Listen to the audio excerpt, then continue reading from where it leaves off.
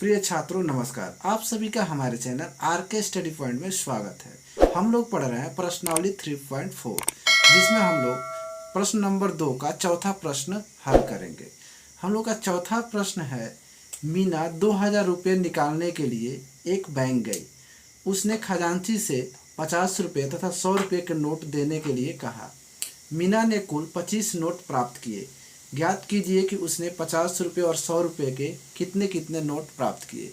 इस प्रश्न में मीना जो है कि 2000 रुपये निकाल रही है बैंक से और खजांची उसे 50 रुपये और 100 रुपये का नोट दे रहा है, वो भी 25, यानी 25 नोट जो है कि प्राप्त हो रहा है, 50 के और 100 के। तो इसमें हमको यह बताना है कि कितने 50 रुपये के दिए और कितने 100 रुपये के नोट उसने दिए। और टोटल जो है कि मीना को 25 जो है कि नोट मिले हुए हैं। तो हम यहाँ से मान लेंगे कि 50 रुपये के नोट एक्स मिले हैं और मान लेते हैं कि 100 रुपये के नोट वाई मिले हैं। तो यहाँ पे हम लोग लिख लेंगे यहाँ पर कि माना 50 रुपये के की नोटों की संख्या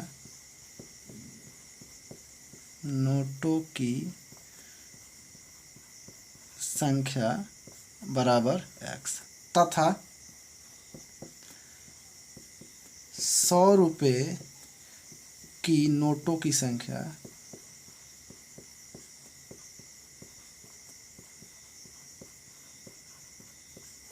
बराबर वाई। हमने यहाँ पे मान लिया है कि 50 रुपये के नोटों की संख्या x तथा 100 रुपये के नोटों की संख्या y है। अब हम प्रश्नानुसार बात करें,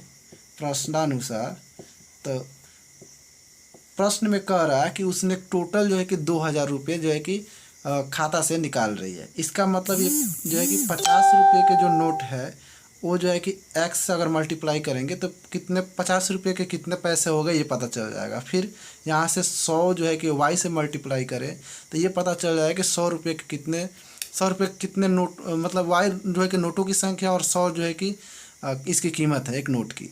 तो यहाँ से हो जाएगा 50x प्लस 100y बराबर 2000, यानी टोटल जो है कि 2000 रुपये निकाल रही है। इसका मतलब यहाँ से हमारा ये पहला कंडीशन लागू होता है। अब इसमें देखें 50 जो है कि इसमें से कॉमन है, कॉमन करके अगर इधर लेके जाएंगे तो ये 2000 में भाग चला जाएगा। ऐसे करते हैं 50 से जो है कि दोनों पक्ष में भाग दे देते हैं।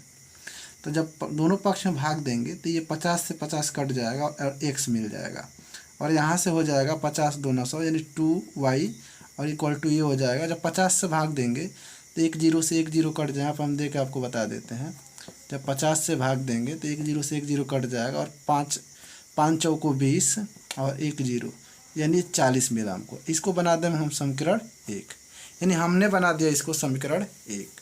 अब जो है कि दूसरे शर्त के अनुसार, ये था पहला शर्त और ये दूसरे शर्त के अनुसार कह रहा है, दूसरा शर्त यही है कि नोटों की संख्या 25 है। इसका मतलब 50 रुपये के नोटों की संख्या x और 100 रुपये के नोटों की संख्या y, और दोनों नोट मिला के टोटल 25 नोट है।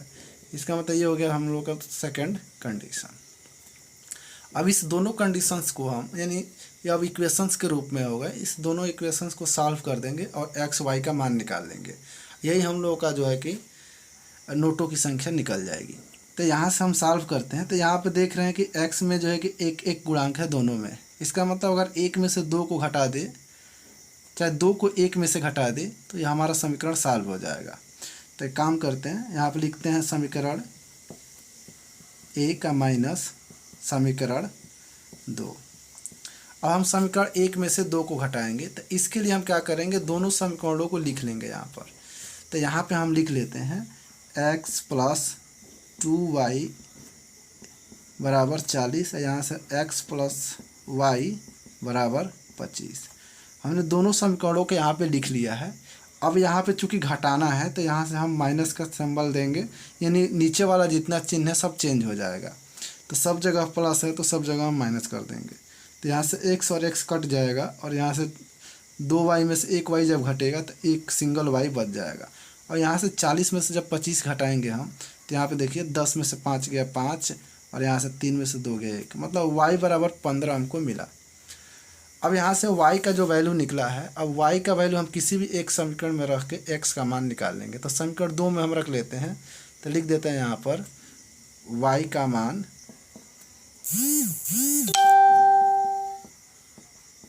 समीकरण 2 में रखने पर, जब समीकरण 2 में हम रखेंगे तो यहाँ से हो जाएगा x प्लस 15 बराबर 25। और जब 15 को हम इधर लेके जाएंगे तो ये हो जाएगा x बराबर 25 और माइनस 15, यानी x बराबर हमको यहाँ से मिला 10। यानी x और y दोनों की वैल्यू हमने निकाल लिया है, यानी x का 10 और y का 15, अर्थात नोटों की संख्या निकल चुकी है। हमने माना था कि 50 के नोटों की संख्या x तथा 100 के नोटों की संख्या y है। तो यहाँ से हम लिख देंगे अतः, यहाँ से लिख देंगे कि अतः 50 के नोटों की संख्या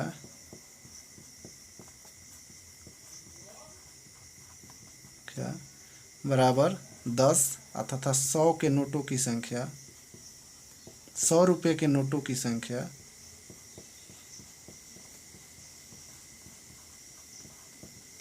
बराबर 15। इसका मतलब जो है कि 50 रुपये के उसको 10 नोट मिल रहा है और 15 रुपये के उसको 100 नोट मिल रहा है। टोटल मिल के हमारा जो है कि 2000 रुपये वो निकाल रही है। तो ये रहा हम लोग का 10 और 15 हम लोग का राइट आंसर। यहाँ से आप 10 और 15 जोड़ के भी देख सकते हैं कि 10 और 15 25 हो जाएगा, यानी टोटल 25 नोट मिले थे। अब हम लोग बात करेंगे अगले प्रश्न की। हम लोग का 5वां प्रश्न है, किराए पर पुस्तकें देने वाले किसी पुस्तकालय का प्रथम 3 दिनों का एक नियत किराया है तथा उसके बाद प्रत्येक अतिरिक्त दिन का अलग किराया है। सरिता ने 7 दिनों तक एक पुस्तक रखने के लिए 27 रुपये अदा किए, जबकि सुशी ने एक पुस्तक 5 दिनों तक रखने के लिए 21 रुपये अदा किए। नियत किराया तथा प्रत्येक अतिरिक्त दिन का किराया ज्ञात कीजिए। इस प्रश्न में हमको एक नियत किराया और अतिरिक्त किराया, मतलब 2 चीज़ें निकालनी है, नियत किराया और अतिरिक्त किराया। तो हम आपको बता दें, ये जो नियत किराया है यह क्या है और अतिरिक्त किराया है यह क्या है। तो यहाँ पे लिखा है कि किराए पर पुस्तक देने वाले किसी पुस्तकालय ने, यहाँ पे लिखा है कि प्रथम 3 दिनों तक एक नियत किराया है। मतलब अगर यहाँ पे अगर 5 दिनों के लिए कोई व्यक्ति कोई किताब लेता है तो 3 दिनों का जो नियत किराया उसको देना पड़ेगा, फिर प्लस में जो है कि जो अतिरिक्त किराया है वो एक्स्ट्रा दिन का देना पड़ेगा। तो इसका मतलब इसमें हम मान लेंगे कि नियत किराया x है तथा प्रतिदिन का किराया y रुपया है। तो यहाँ से हम लोग लिख लेते हैं कि माना नियत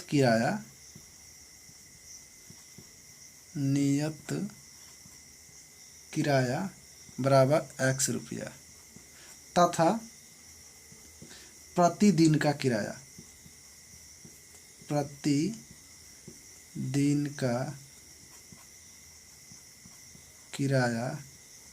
बराबर y रुपया।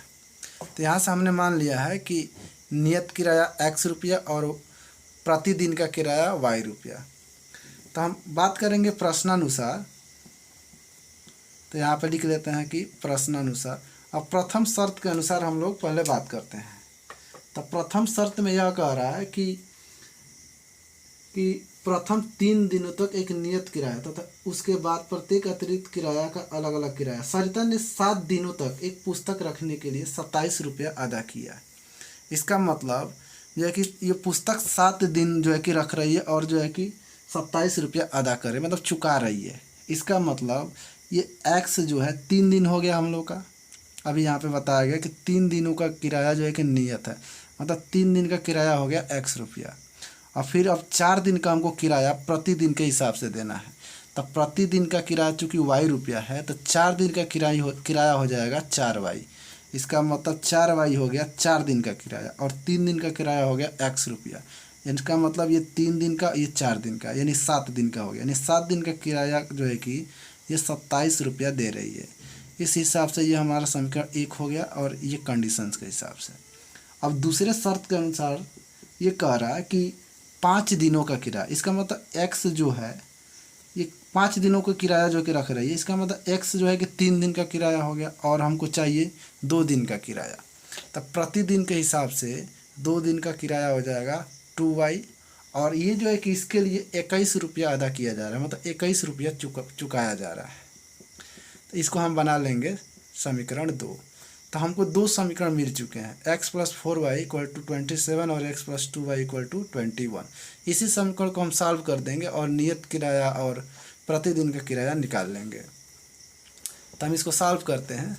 तो इसके लिए हम क्या करेंगे, विलोपन विधि का प्रयोग करेंगे। तो यहाँ से x का गुणांक और इसमें भी x का गुणांक सेम है, तो समीकरण किसी भी समीकरण में से हम घटा लेते हैं।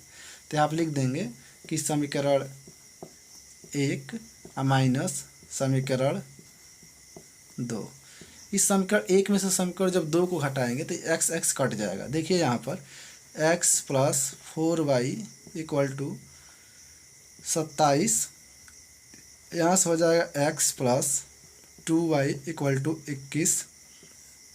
अब इसको हम घटा देंगे, तो घटाने में हम नीचे का सिंबल चेंज कर देंगे, यानी प्लस का माइनस, माइनस का प्लस। तो चूंकि तीनों में प्लस है तो हम माइनस कर दिए हैं। यहाँ से x और x कट जाएगा, यहाँ से 4 में से 2 घट के 2y हो जाएगा, और यहाँ से 27 में से 21 जब घटाएंगे तो ये हो जाएगा 6। और जब ये 2 को जब पक्षांतर करेंगे तो इधर जाएगा तो भाग में चला जाएगा, यानी y बटा में, तो 6/2 हो जाएगा, यानी y बराबर यहाँ से मिला हमको 3। तो हमने यहाँ से प्राप्त कर लिया y इक्वल टू 3। अब हम लोग y का मान किसी भी समीकरण में रख के x का मान निकाल लेंगे। तो यहाँ से हम लोग रख लेते हैं, तो लिखेंगे समीकरण 2 में y बराबर 3 रखने पर, अब हम रख देंगे।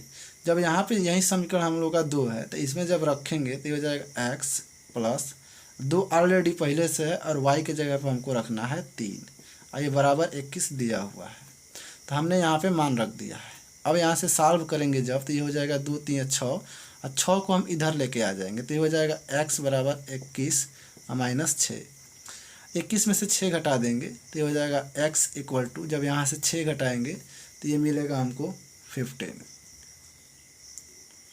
तो यहाँ से x का मान हमको मिल गया है 15 और y का मान मिल गया है 3। इसका मतलब ये जो है कि 3 दिन का किराया है 15 रुपया, जिसको हम नियत किराया कह रहे हैं। ये जो है कि y बराबर 3 है, इसका मतलब ये प्रतिदिन का किराया, मतलब एक दिन का किराया है 3 रुपया, और ये नियत किराया 3 दिन का है 15 रुपया। तो यहाँ पर हम लिख देंगे, अतः यहाँ पर लिख देते हैं, अतः नियत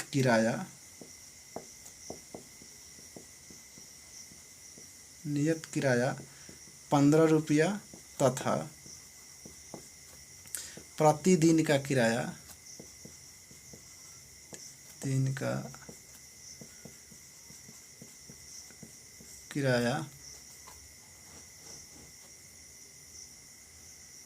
3 रुपया है।